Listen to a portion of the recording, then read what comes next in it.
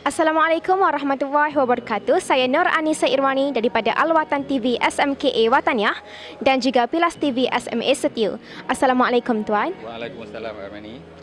Sekarang saya bersama dengan Tuan Haji Muhammad Zuhri bin Abdullah, seorang usahawan yang sungguh berjaya. Soalan saya, adakah dengan membaca ini dapat menambahkan kejayaan dalam kehidupan seseorang? Membaca sebenarnya adalah satu perkataan yang agak luas maksudnya. Saya ingin bagi contoh dahulu bagaimana orang-orang di zaman purba menimba ilmu, sebab membaca adalah asas ilmu ataupun membaca adalah jambatan ilmu. Jadi bagaimana kita nak menimba ilmu adalah salah satu caranya adalah dengan membaca. Ya. Jadi orang-orang di zaman dahulu membaca daripada dinding-dinding batu di zaman purba, dan kemudiannya peralihannya kita membaca daripada buku-buku yang dihasilkan. Di zaman sekarang membaca, kita boleh membaca daripada internet, daripada online, e-book dan lain-lainnya. Termasuk juga membaca ni seperti juga macam kita boleh dapat bantuan daripada audiovisual ataupun podcast, YouTube dan lain-lain. Jadi membaca tu sebenarnya bukan membaca tetapi adalah menimba ilmu. Ya. Jadi itu penting kerana masyarakat yang membaca adalah masyarakat yang sangat progresif. Masyarakat yang berjaya. Kalau kita lihat di Eropah, negara Eropah ataupun negara Amerika, mereka adalah sangat maju kerana masyarakat mereka adalah masyarakat yang membaca. Kan? Jadi membaca buku, siapa yang menghasilkan buku ini? Mesti ada penulisnya. Penulisnya adalah orang-orang yang berilmu, cendekiawan, pakar-pakar yang menghasilkan buku ini untuk disimpan, untuk diguna pakai oleh generasi akan datang.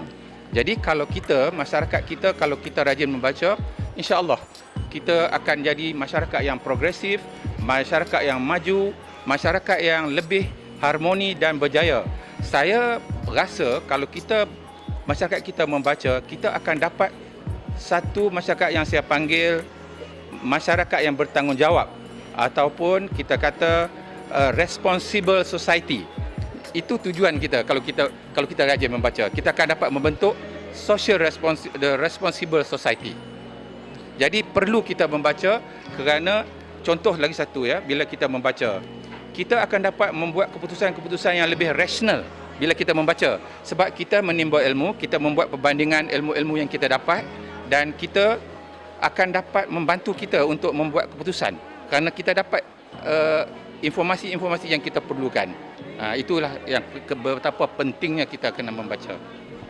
Soalan saya seterusnya, adakah dengan membaca ini dapat menambahkan kejayaan di dalam kehidupan seseorang, di dalam perniagaan, di dalam bidang perniagaan dan sebagainya? Samalah dengan berniaga ataupun kita sebagai pelajar ataupun kita sebagai ahli-ahli kerajaan dan sebagainya, ibu bapa.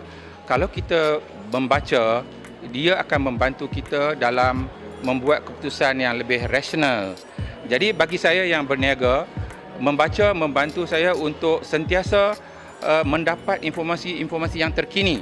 Jadi dengan informasi-informasi yang terkini ini, saya dapat membuat keputusan yang lebih baik untuk mendapat keputusan yang mengurangkan risiko-risiko daripada mendapat kerugian dalam perniagaan. Jadi itu penting bila kita membaca, kita menimba ilmu, dan kita juga akan jadi expert bila kita membaca.